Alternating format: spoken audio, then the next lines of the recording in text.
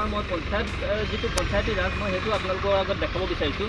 বিশেষকৈ যোৱা 5টা পৰিকল্পনাত আমাৰ ধেমাজি জিলা লক্ষীপথাৰ পঞ্চায়তত যি চৰকাৰ ৰুলিঙত আছে তেওঁলোকৰে মিত্ৰজোঁটৰ আছিলে, AGPৰে চৰকাৰ আছিলে।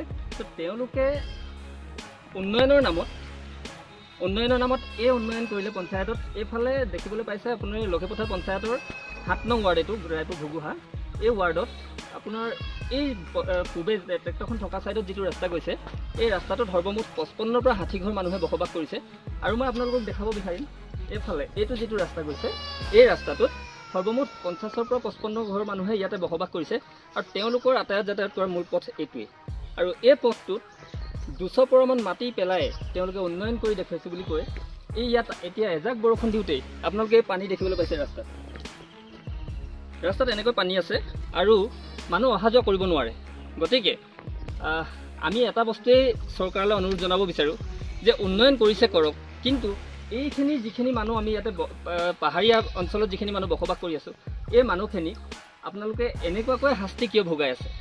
গতিকে আমি চৰকাৰলৈ অনুৰোধ যে আপোনালোকে যেনেকৈ পাৰে যিমান পাৰে সোনকালে এই পঞ্চায়ত নিৰ্বাচনবোৰত টোপ দি থকা ৰাজনীতি নকৰি, পঞ্চায়ত নিৰ্বাচনত টোপ দি নাথাকি আপোনালোকে কামবোৰ কৰি দেখুৱাওক, যাতে অহা দিনত আমি আপোনালোকৰ ওপৰত কোনো ধৰণৰ কমপ্লেইন কৰিবলৈ সুযোগ নোপোৱাকৈ এইসকল যিসকল মানুহ আপোনালোকে দেখিবলৈ পাইছে, প্ৰতিজন ব্যক্তিয়ে ইয়াতে খাটি অসমীয়া খাটি খোৱা মানুহ, ইয়াত তেওঁলোকে হাজিৰা কৰিবলৈ নগ'লে দিনটোত খাবলৈ নাপায়। তেনেকুৱা কিছুমান মানুহ ইয়াতে জীয়াই আছে। আৰু এই মানুহখিনিক সদায় টোপ দিয়া ৰাজনীতি কৰি আহিছে আপোনালোকে, আৰু টোপ দি আহিছে। গতিকে মই আপোনালোকলৈ এটাই অনুৰোধ জনাব বিচাৰিম, এই ৰাস্তা পদূলিবোৰ আপোনালোকে যিমান পাৰে অতি সোনকালে এই ৰাস্তা পদূলিবোৰ ঠান ঠিক কৰি দিয়াৰ ব্যৱস্থা গ্ৰহণ কৰে যেন।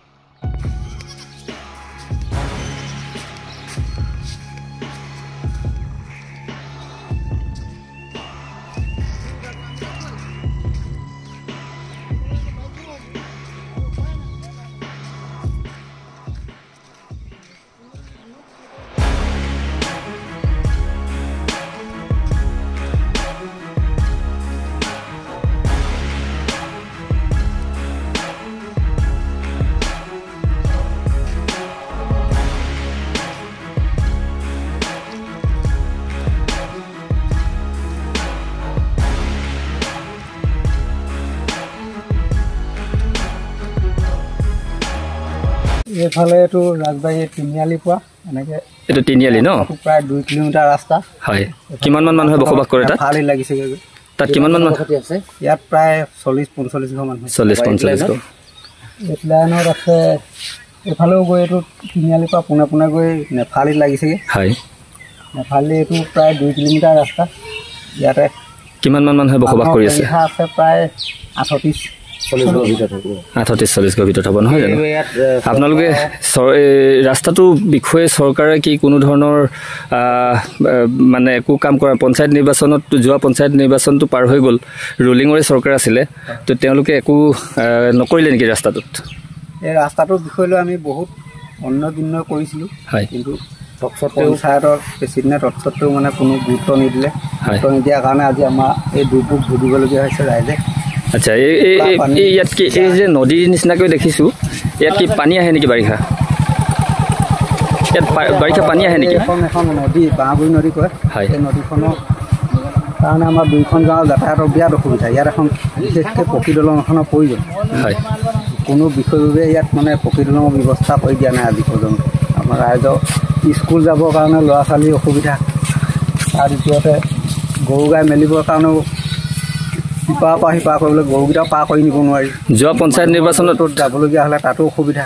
যোৱাটো পঞ্চায়ত নিৰ্বাচনতো আপোনালোকে চাগে ৰুলিঙৰে পাৰ্টিক চিলেকশ্যন কৰিছিলে, তো তেওঁ কি একো নকৰিলে নেকি এই ৰাস্তাটোৰ বিষয়ে? ৰাস্তাটোৰ বিষয়ে তেওঁ কোনো গুৰুত্বই নিদিলে। ৰাস্তাটো আমি বহুত ৰাইজে গৈ তেওঁৰ ওচৰত নিবেদন কৰিছিলোঁ, কিন্তু ৰাস্তাটো কোনোপধ্যে তেওঁ ইয়াত ধৰি নিদিলে, ৰাস্তাটো হৈ নুঠিলে। এতিয়াতো পঞ্চায়ত নিৰ্বাচন চলি আছে, তেনেকুৱা ধৰণৰ মানুহবোৰ এতিয়া যে পঞ্চায়ত নিৰ্বাচন চলিছে, এতিয়াতো সকলোৱে আহিছে, তো আপোনালোকে কি অনুৰোধ কৰিব বিচাৰিব চৰকাৰলৈ?